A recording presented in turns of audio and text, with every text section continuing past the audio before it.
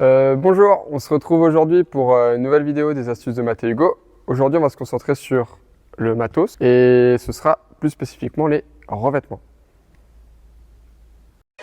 Avant d'aller plus loin, on profite de cet instant pour vous remercier chaleureusement d'être de plus en plus nombreux à nous suivre.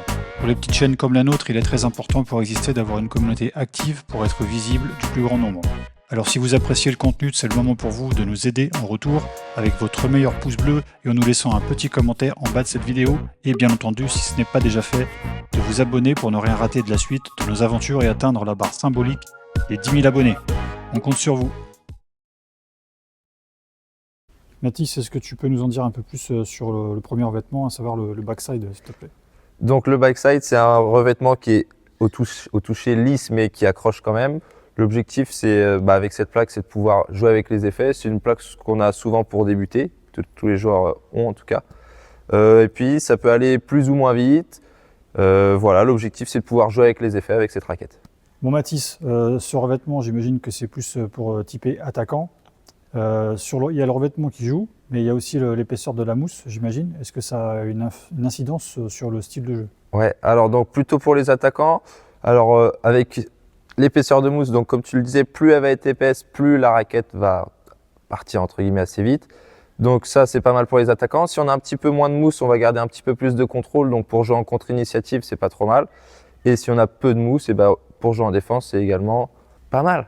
Pour ceux qui débutent, quelqu'un qui veut s'acheter sa première raquette, il vaut mieux qu'il ait un truc plus rapide ou plus contrôle. Donc, par rapport à la mousse, ça fait quelle épaisseur? Donc pour quelqu'un qui débute, nous on préconise plutôt des raquettes qui sont pas très rapides mais qui ont beaucoup de contrôle. Donc par exemple, une référence, ça va être le Neoflex de chez Gevo. Et je rebondis sur le Neoflex. Donc comme sur d'autres revêtements, il y a plusieurs duretés sur la mousse. Au début, on peut commencer avec la plus molle pour débuter. Plus on va avancer, plus on va progresser et on va pouvoir prendre des plaques de plus en plus dures. Je profite de ce petit moment pour remercier nos partenaires. Voilà, si vous voulez commander une bouteille, vous avez tout ça. Là, le nouveau partenaire, Bardon Immobilier, qui vient juste de nous rejoindre cette année. Vous avez les coordonnées et vous avez celui-ci, aussi les graphismes, illustration. Donc, vous avez un nouveau site internet aussi du club qui est disponible. Je vous mettrai un lien dans la description. N'hésitez pas à aller voir et vous pourrez cliquer sur les liens de ces partenaires pour aller directement, pour ceux qui en ont, des boutiques en ligne éventuellement. Voilà, on les remercie pour leur soutien. Pour les clubs comme nous, c'est super important d'avoir du monde. Qui dit backside, comme l'a dit Mathis, il en a parlé de façon globale et on a des petites spécificités encore. On a ce qu'on appelle les revêtements hybrides ou alors plaques chinoises.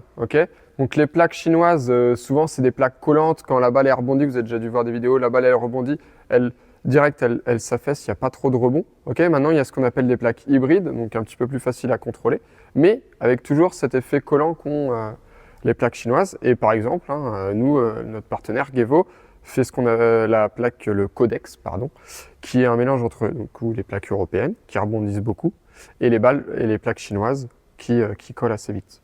Donc pourquoi avoir des plaques comme ça? Ça fait que la balle, elle sera un petit peu plus avec de la rotation. Vous aurez un petit peu plus de contrôle en contre-initiative. Par contre, l'inconvénient, il va falloir toujours être actif. On ne peut pas juste bloquer de façon passive. Il faut toujours être actif sur la balle. Les plaques chinoises, c'est vraiment le top du top pour les joueurs qui maîtrisent vraiment ce qu'ils font et qui s'engagent beaucoup dans la balle. Donc là, c'est vraiment quand on a, 1600, 1700, 1800 points, on peut commencer à jouer avec des plaques comme ça selon son style de jeu.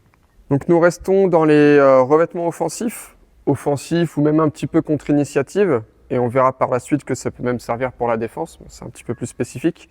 Donc c'est ce qu'on appelle le soft, il y en a qui disent pique au court.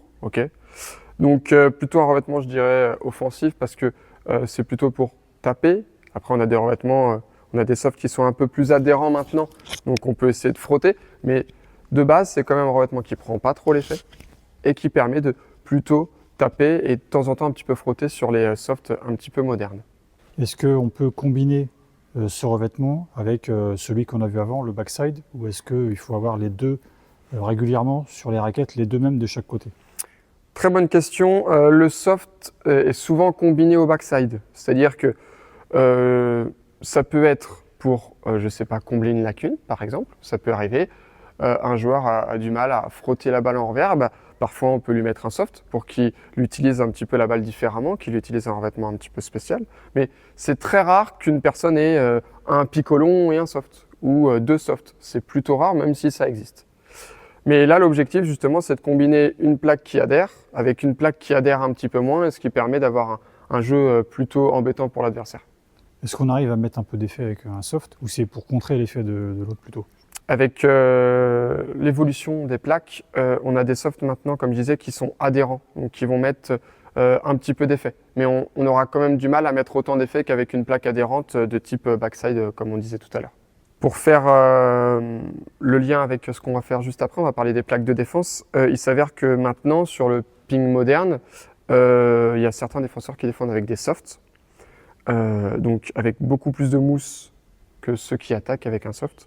Mais ça existe. Donc là, c'est un petit peu plus spécifique. Vous pouvez vous renseigner sur Internet si vous voulez. Mais pour ceux qui connaissent, Ruen Philus, si je ne dis pas de bêtises, défend avec un soft. Les défenseurs asiatiques défendent avec des softs. Mais c'est beaucoup plus dur à contrôler.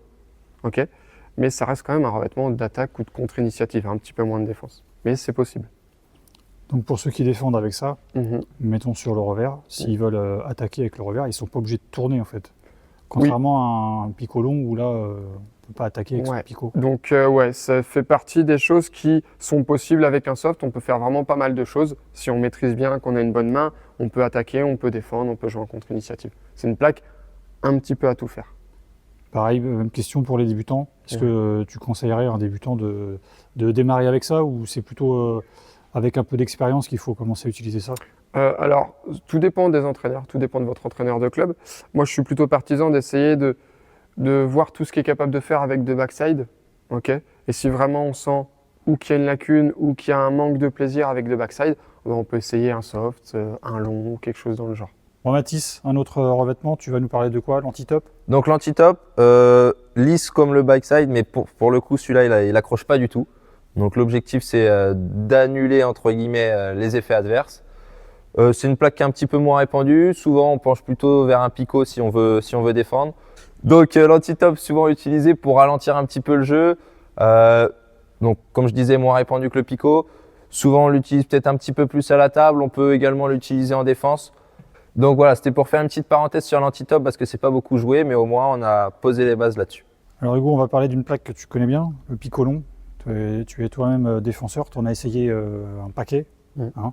Donc sans parler des marques, tu vas nous parler plutôt des épaisseurs, des diverses caractéristiques des picots. Vas-y, on t'écoute.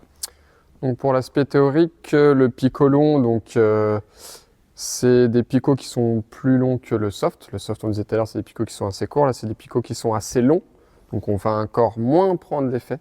Okay, des fois, on peut entendre que le but, c'est d'inverser les effets. Alors pas totalement. Okay, si jamais l'autre fait une balle liftée, l'adversaire fait une balle liftée, quand vous allez remettre, la balle va être coupée. Donc là, on va l'inverser. Mais quand la personne en face va couper la balle, vous n'allez pas mettre un effet lift avec le picot. Donc la balle, elle sera juste un petit peu molle. Donc on prendra moins les effets, ça c'est un fait. Okay, mais on ne les inversera pas totalement non plus. Donc il existe plein de picots longs. Okay, il existe même des picots mi-longs. Donc là, c'est assez subtil. Nous, on n'utilise pas les picots mi-longs, donc on ne parle pas de quelque chose qu'on connaît un petit peu moins. Mais le picot long, c'est quelque chose que moi, personnellement, je connais un petit peu. J'en ai essayé quelques-uns, comme c'était dit précédemment. Mais le picot long, c'est plutôt pour de la défense. Okay, mais ça peut être de la défense à mi-distance. Ça peut être aussi un jeu un peu plus en contre-initiative avec du picot un petit peu à la table. Donc défenseur, toi tu l'utilises essentiellement sur le revers avec un backside côté coup droit. Exact. Par contre, il y a aussi la possibilité, tu vas l'expliquer, de tourner. Et si on veut défendre des deux côtés, tu nous expliques un petit peu comment procéder. En ce qui concerne les systèmes de jeu, donc comme il disait, c'était plutôt typé pour de la défense, comme je disais tout à l'heure, pardon. Et il est possible de défendre avec le revers, de tourner, d'utiliser le backside. Ok, ça c'est une possibilité. Parce qu'il faut savoir que le picot, donc sur un effet lifté, il va pouvoir couper la balle. Mais sur un effet, quand la balle n'a pas d'effet, eh ben, ça va être très dur de couper la balle. Et c'est là où on va pouvoir utiliser le backside qui est de l'autre côté pour rajouter peut-être un petit peu de vitesse pour attaquer ou pour remettre une balle coupée avec le backside.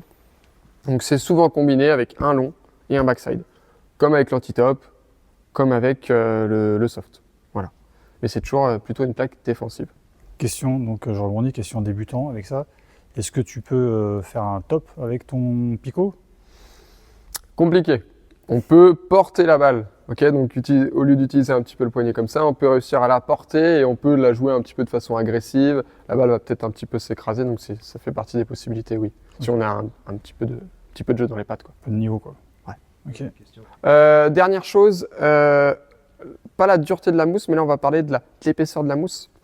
Une fois, des gens, on entend dans les salles, ça fait un bruit un petit peu de casserole. Là, c'est quand le picot il est plutôt sans mousse. Et plus on a de la mousse, plus le picot il va avoir un bruit différent et plus il aura d'autres capacités. Moins on aura de mousse, plus on aura de contrôle, mais moins le picot sera gênant. Ça, c'est en règle générale. Okay. Moins de mousse, moins gênant, mais moins gênant pour soi-même aussi. Plus on a de mousse, moins on a de contrôle, mais plus on mettra d'effets, mais plus on prendra aussi l'effet. Donc voilà, ça c'est quelque chose à avoir en tête. Et en plus, si jamais on joue par exemple au picot à la table, ce qui arrive, eh ben on va plutôt avoir moins de mousse pour pouvoir ralentir le jeu, okay, que la balle elle reste longtemps dans la raquette.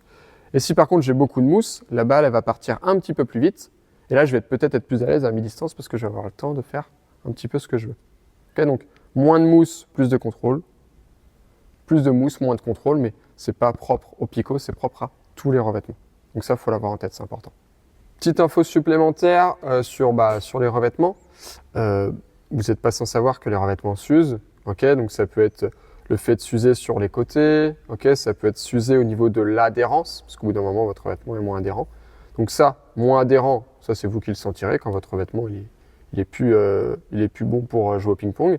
Mais par contre, le fait de s'effriter sur les côtés, ça peut avoir une incidence. C'est-à-dire que dans certaines divisions, les gens peuvent regarder, les arbitres, si votre revêtement il est un petit peu mordu sur les côtés et tout, et vous pouvez être interdit de faire un match, par exemple, ou votre raquette est interdite, pardon, si jamais le revêtement il est trop usé. Donc ça, c'est quelque chose auquel il faut faire attention. Et ça peut être aussi le fait que votre revêtement soit décollé. Donc si votre revêtement se décolle, il faut le recoller en entier, et puis après, pourquoi pas mettre un bandeau autour, et là, vous serez peut-être plus à l'aise avec ça. Au niveau de l'entretien, sur les plaques, on n'utilise que le matériel qu'on peut vous vendre dans un magasin spécialisé. Donc par exemple, Mr. Ping qui va vous donner le bon produit pour entretenir votre raquette. Donc tout ce qui est lac, du savon, des fois j'ai déjà vu sur des raquettes, on arrête, ça sert à rien à part abîmer votre raquette. Petite astuce, si jamais en match vous jouez contre un adversaire qui a une plaque bizarre, en tout cas différente de ce que vous pouvez jouer d'habitude, n'hésitez pas à faire le tour de la table pour lui demander avec quel matériel il joue. Vous aurez déjà une petite astuce dès le début, si c'est un picot, si c'est un soft ou si c'est un anti-top ou autre chose. Peut-être que c'est une innovation de sa part, mais voilà, au moins vous aurez des petites billes avant de commencer le match. Donc vous êtes vraiment en droit de demander. Il n'a pas le droit de refuser. Et c'est pas mal vu d'aller demander. Justement, c'est mieux pour vous en tout cas, si vous êtes au courant de ce qui se passe.